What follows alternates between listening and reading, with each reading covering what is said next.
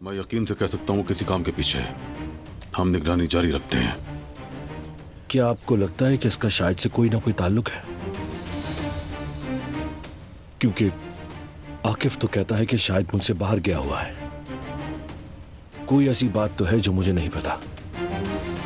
नहीं, ये बस सिर्फ एक वहम है, लेकिन बेहतर है कि एहतियात न छोड़ी जाए। बोलो, सुन रहा हूं। फोन क्यों नहीं उठा रहे थे हसन? घर वालों के दरमियान बैठा था। कैसे उठाता? क्या चाहिए? उसी जगह पर फौरन पैसे लेकर आ जाओ। क्या मैं कोई बैंक हूं?